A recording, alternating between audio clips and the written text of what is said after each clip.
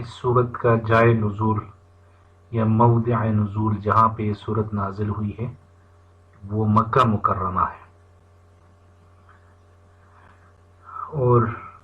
اس صورت کے بارے میں، اس کی فضیلت کے بارے میں روایت میں یہ بھی آتا ہے کہ ابلیس یا شیطان وہ 4 دفعہ چیخا ہے، جیسے کہ روایت میں ہے کہ ان ابلیس رن 4 رنات حين لعن وحين أحيط وحين أحبط من الجنة وحين بعث النبي وحين انزلت فاتحة الكتاب،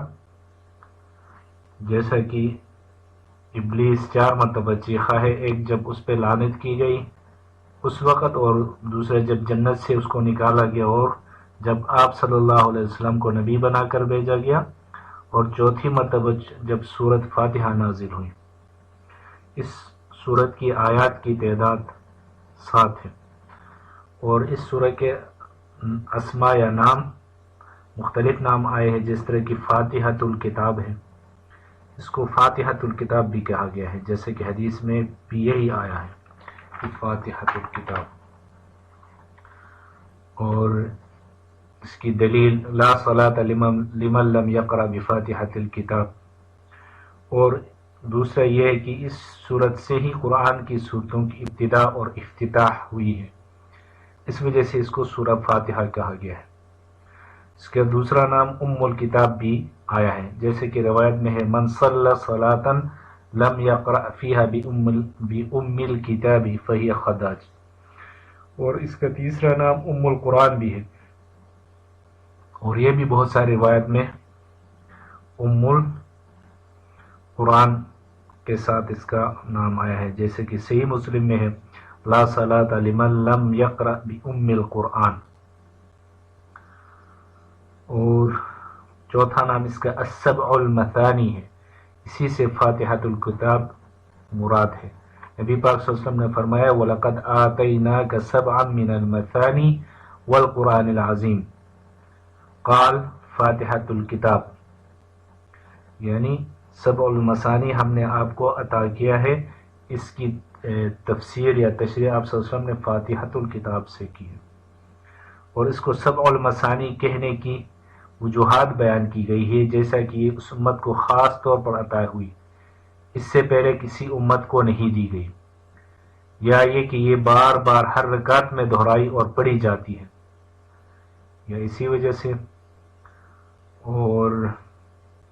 یہ بھی کہا گیا کہ اس صورت کو 2 حصوں میں تقسیم کیا گیا، ایک حصہ اللہ کے لیے اور ایک حصہ بندے کے لیے، اور یہ بھی کہا گیا ہے کہ اہل السماء بھی اپنے نماز میں اسے پڑھتے ہیں، جیسا کہ اہل الارض اپنے نماز میں پڑھتے ہیں، یعنی اہل السماء یعنی فرشتے بھی اپنی نماز میں سورۃ الفاتحہ پڑھتے ہیں۔ اور 7 المثانی کہنے کی ایک وجہ یہ بھی بیان کی گئی ہے کہ یہ سورت 2 مرتبہ نازل ہوئی، ایک مرتبہ مکہ میں اور دوسری مرتبہ مدینہ میں، یعنی اس کے نزول کے بارے میں ایک قول یہ بھی ہے کہ زیادہ راجح قول تو یہ کہ مکہ میں نازل ہوئی، لیکن ایک قول یہ بھی آیا ہے کہ مدینہ میں نازل ہوئی،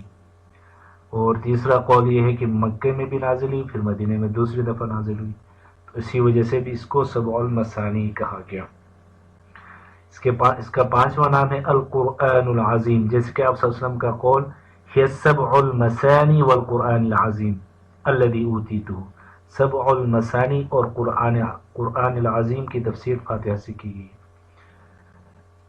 اور اس کا 6واں نام ہے الصلاۃ، اس کے ناموں میں سے ایک نام الصلاۃ بھی آیا ہے، جیسے کہ اللہ تعالیٰ نے فرمایا، حدیث ہے کہ نماز میرے اور بندے کے درمیان آدھا تقسیم ہے، اور میرے بندے کے لیے وہ ہے جو اس نے مانگا، وَلَعَبْدِي مَا سَأَلَ، میرے بندے کے لیے وہ ہے جو اس نے مانگا، اور صلاۃ اس وجہ سے بھی کہ نماز فاتحہ کے بغیر نہیں ہے، اور صحیح بھی نہیں فاتحہ کے بغیر۔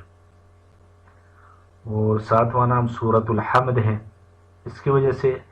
اس سورت کی ابتدا الحمد سے ہوئی ہے، اس وجہ سے اس کو سورۃ الحمد بھی کہا جاتا ہے۔ اس سورت کے شروع میں ثنا ہی مقصود ہے اس سورت سے، اسی وجہ سے سورۃ الحمد کہا گیا اس کو،